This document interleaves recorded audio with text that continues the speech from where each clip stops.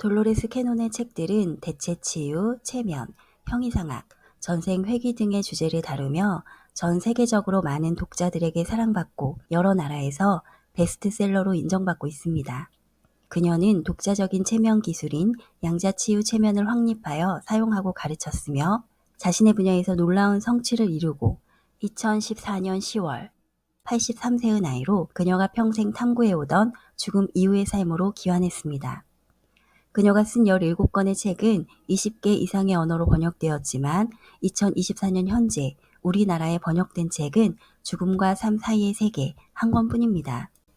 이 책의 역자는 인터넷에서 우연히 돌로레스 캐논의 자료를 접하게 되었고 돌로레스의 책들을 원서로 읽고 강의를 경청했습니다. 이후 한국어 번역본을 찾아보았으나 단 한 권도 한국어로 번역되지 않았음을 알게 되죠.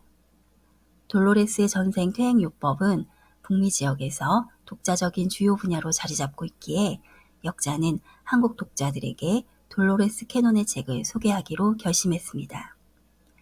여러 저서 중에 어떤 책을 먼저 소개할지 신중하게 검토한 끝에 돌로레스의 다양한 연구 스펙트럼을 차근차근 소개하는 데 있어 죽음과 삶 사이의 세계가 가장 적합하다고 판단했습니다.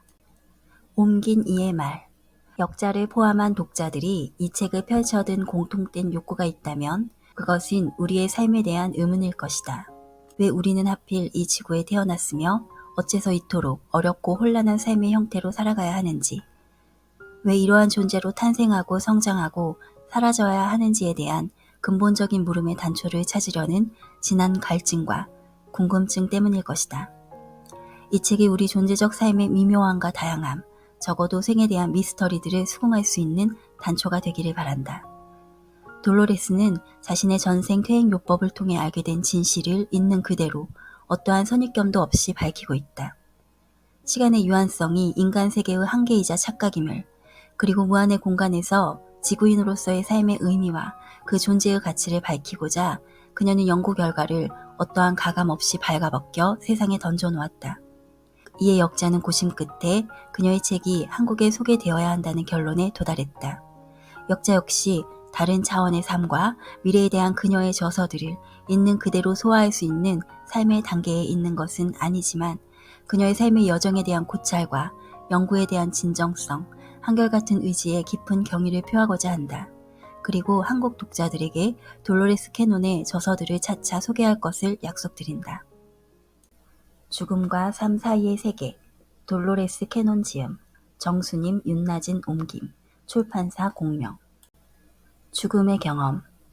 많은 이들이 나에 대해서 주류 종교계에서는 절대적으로 금기시되는 죽은 이의 영체에게 말을 걸고 대화를 나누는 사람이라고 알고 있다. 스스로 단 한 번도 그런 식으로 생각한 적이 없지만 아마 사실일 것이다. 그러나 나와 대화를 나누는 망자들은 죽은 상태가 아니라 다시 생을 시작해 일상을 살아가고 있는 존재들이다. 삶과 삶 사이의 차원, 소위 죽음의 상태, 이 공간에 대한 이해를 갖게 되면 죽음은 두려워해야 하는 대상이 아니라는 결론에 도달할 수 있을 것이다. 사람들은 삶 속에서 죽음의 순간을 마주할 때 그것이 낯설고 생경한 경험이 아니라 이미 잘 알고 있는 익숙한 것임을 깨닫게 된다. 죽음이란 그들이 벌써 여러 차례 수행해온 익숙한 경험이기 때문이다. 수차례 방문했던 친숙한 장소로 돌아가는 것이다.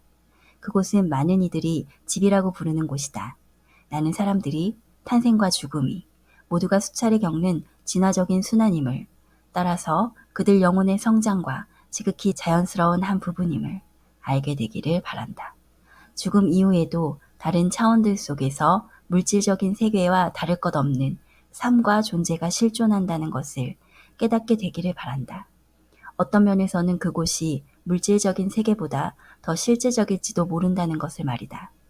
많은 이들에게 죽음은 금지되어 있는 단어이며 가장 최후의 것, 극도로 절망적인 것으로 간주된다. 우리의 육체는 유한하고 언젠가는 유효기간의 끝을 맞이하게 될 거라는 사실을 모르는 사람은 없다. 그 이후에는 어떤 일이 일어날까? 우리가 자신이라고 여기는 인격체는 물질적 껍질과 함께 소멸되는 것일까? 이 삶이 우리에게 주어진 전부인 것일까? 아니면 우리가 삶이라고 알고 있는 것 넘어 더 귀하고 아름다운 무엇이 존재하는 것일까? 나는 충족되지 않는 호기심을 갖고 이런 부분들에 대한 답을 구해왔고 세상에는 나와 같은 욕망을 가진 사람들이 많다. 만약 우리가 삶의 끝에 놓여있는 무엇을 두려워하지 않고 우리의 시간을 행복과 사랑 속에서 보내며 살아갈 수 있다면 삶을 훨씬 편하게 영위할 수 있을 것이다. 퇴행 연구를 처음 시작했을 때 이러한 질문들에 대한 답을 찾게 될 거라곤 전혀 기대하지 않았다. 나는 역사 탐구가로서 시간을 거슬러 올라가 다른 시대에 사는 사람들과 소통하는 것이 즐거웠다.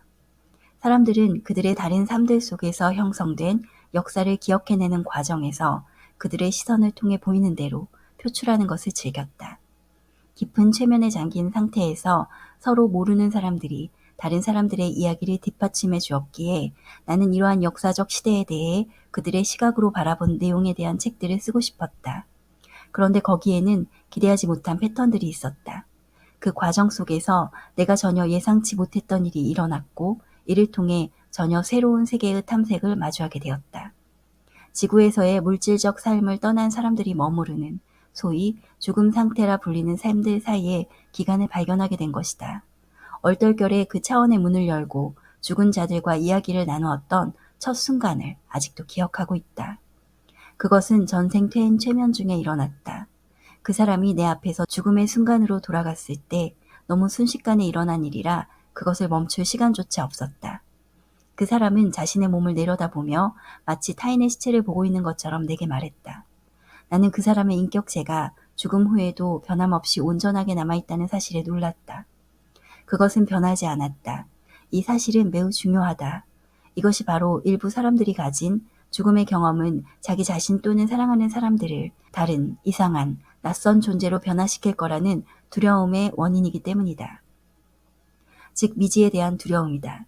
그렇지 않다면 왜 우리가 유령이나 홀령을 그토록 두려워하겠는가? 하지만 나는 그 정체성이 변하지 않는다는 것을 발견했다. 죽음을 맞이한 상태에 있는 사람과 대화를 할 수 있다는 충격과 놀라움에서 벗어난 이후에는 엄청난 호기심이 솟아올랐다. 나를 궁금증으로 몰아넣은 질문들이 떠오르며 잔뜩 기대에 부풀어 올랐다. 이후로 나는 이런 유형의 연구에 필요한 깊은 체면 상태에 들어갈 수 있는 대상자를 발견할 때마다 몇 가지 동일한 질문들을 해왔다. 종교적인 믿음은 그들이 내게 보고하는 내용에 아무런 영향을 끼치지 않는 것으로 보였고 그들의 대답은 각자 표현은 달랐지만 대답의 내용은 기본적으로 매번 같았다. 1979년 이 작업을 시작한 이래로 나는 수만 명의 사람들을 과거 죽음의 순간으로 이끌었다. 그들은 우리가 상상할 수 있는 모든 방법으로 사망했다. 사고, 총상, 자상, 화상, 교수형, 참형, 익사, 심지어 원자폭탄 폭발에 휘말려 사망했다. 이 죽음은 나의 또 다른 책, 히로시마를 기억하는 한 영혼에 기술되어 있다. 그들은 자연스러운 죽음들도 겪었는데 심장마비, 질병, 노화 및 수면 중의 평화로운 자연사 등으로 세상을 떠났다. 죽음의 방식은 각자 다를지라도 그 후에 일어나는 일은 항상 같았다. 그리하여 나는 죽음을 두려워할 아무런 이유가 없다는 결론에 도달하게 되었다. 우리는 잠재의식 속에서 죽음 이후 무슨 일이 일어나는지, 그 너머에 무엇이 있는지 이미 알고 있다. 당연한 일이다. 우리는 수없이 많은 연습을 해왔기 때문이다. 우리는 이전에도 셀 수 없이 많은 죽음을 경험했다. 그러므로 죽음에 대한 나의 연구에서도 삶에 대한 축복을 발견하게 되었다. 죽음은 해학적 주제와는 거리가 먼, 신비롭고 매혹적인 다른 세상이다. 죽음과 함께 지혜도 찾아온다. 육체로부터의 이탈과 동시에 무엇인가가 일어나며 전혀 새로운 차원의 지식 차원이 열린다. 명백하게 인간이라는 존재는 육체적 존재로서 제한되고 속박된다. 그러나 죽지 않는 정신체 혹은 영체는 이러한 방해를 받지 않음으로써 우리가 상상할 수 있는 것보다 훨씬 더 많은 것을 인지할 수 있다. 따라서 나는 죽음 이후의 상태에 존재하는 사람들과 대화를 나누며 인류의 시작 이래 우리를 잠식해온 수수께끼 같은 당황스러운 질문들에 대한 대답을 드디어 얻을 수 있었다. 영체가 보고한 내용은 각자의 영적 성장 상태에 상응한다. 이 책은 많은 사람들이 보고해온 내용을 충실히 담을 것이다. 죽음을 경험하는 순간에 대한 가장 일반적인 묘사는 차가운 느낌이 든 이후 갑자기 영체가 침대 곁에 혹은 어디서든 서서 자신의 몸을 바라본다는 것이다. 그들은 경이로움을 경험하고 있기에 방에 있는 다른 사람들이 왜 그토록 슬퍼하는지 이해하지 못한다. 이때 그들의 전반적인 느낌은 두려움보다는 절대적 행복에 가깝다. 이 책의 저자는 깊은 최면 상태에 있는 대상자들의 이야기로 죽음과 삶 사이의 세계를 묘사하고 있습니다. 그들은 죽음을 맞이하는 순간 자신의 몸을 떠나 빛 속에서 편안함과 순수한 진실을 느끼고 기쁨과 자유를 느낍니다. 그리고 영적 성장을 위해 다시 물리적 세계인 지구로 돌아와야 할 필요성을 깨닫습니다. 그들이 영적 성장을 위해 넘어서야 하는 것은 두려움인 것 같습니다. 책의 일부 내용을 읽어볼게요. 그녀의 목소리는 기쁨으로 가득 차 있었다. 나는 빛 속에 있어요. 아, 정말 좋아요. 나는 현명하고 평화롭고 차분해요. 더 이상 아무것도 필요하지 않아요. 그들이 나를 보고 이제 가서 쉬어야 한다고 말하네요. 나는 더 성장하고 배우고 싶어요.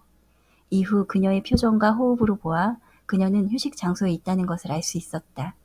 대상자가 그곳에 이르면 그들은 방해받고 싶어 하지 않는다. 다른 경우를 더 살펴보자.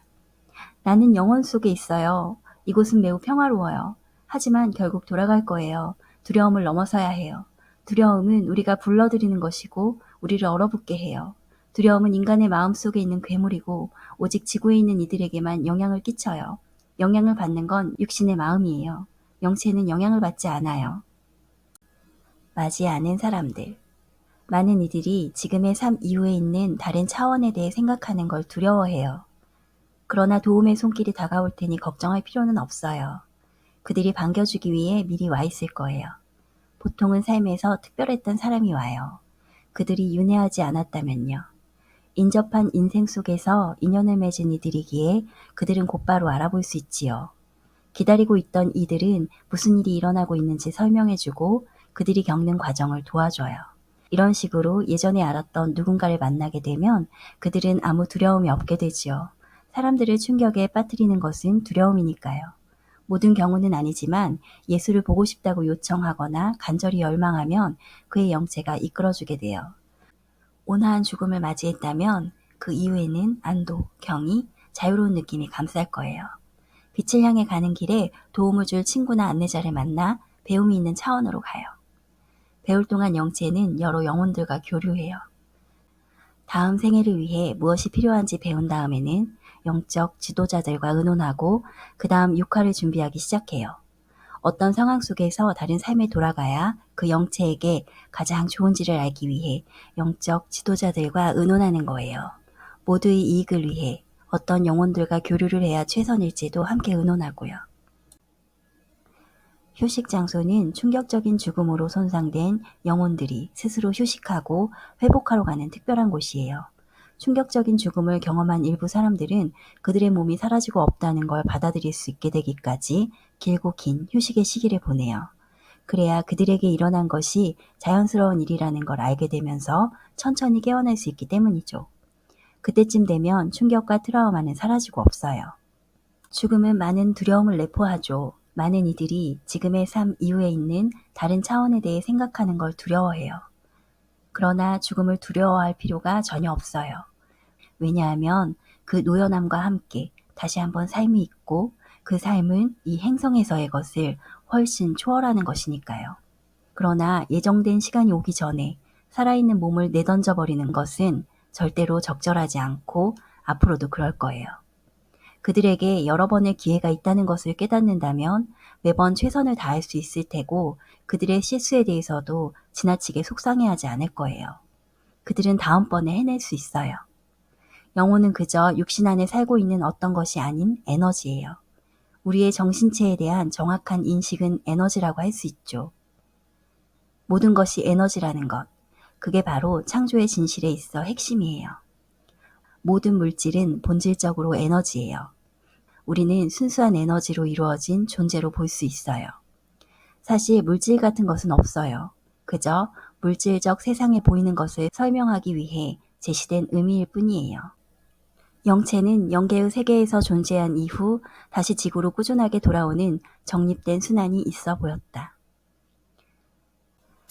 요약해보자면 죽음의 순간, 빛, 기쁨, 평화를 마주하는 것으로 보입니다. 그리고 삶에서 특별했던 이들이 마중을 나오고 다시 지구로 환생하기 위한 준비 기간을 거치는 것으로 보여요.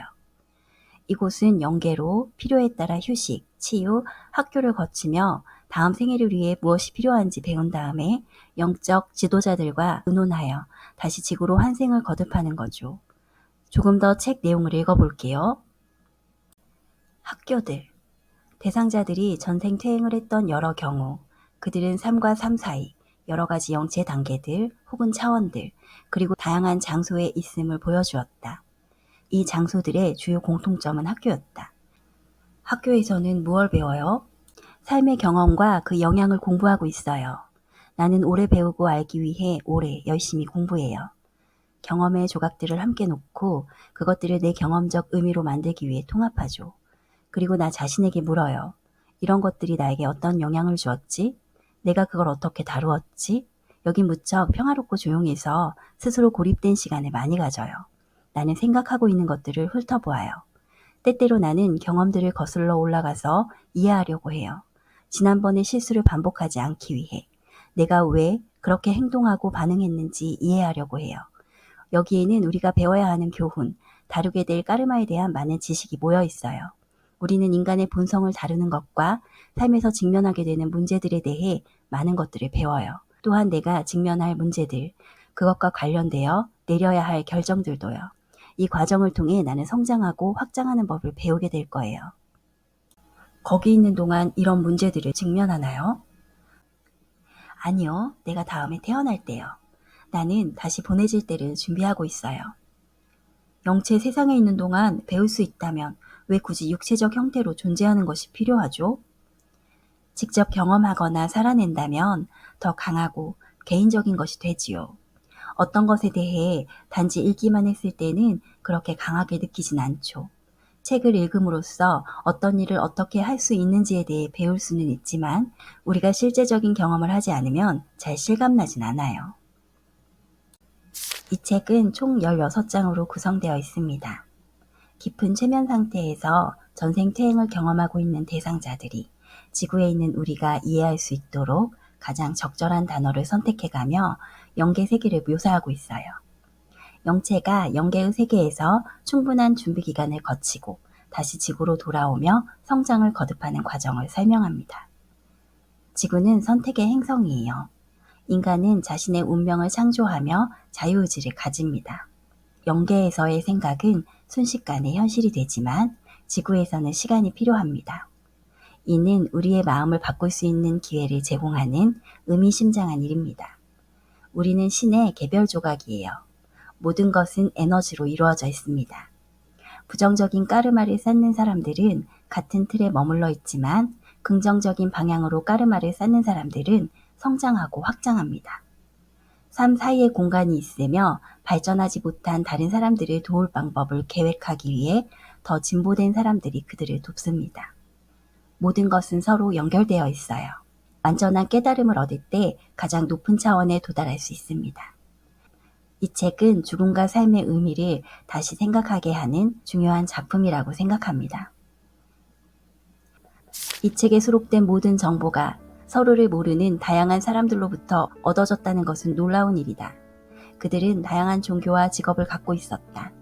그러나 그들의 다름에도 불구하고 깊은 퇴행 상태에서 그들이 제공한 정보는 모순되지 않고 오히려 서로를 잘 보완한다.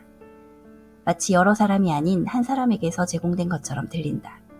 이것은 그 자체로도 놀라운 현상이다.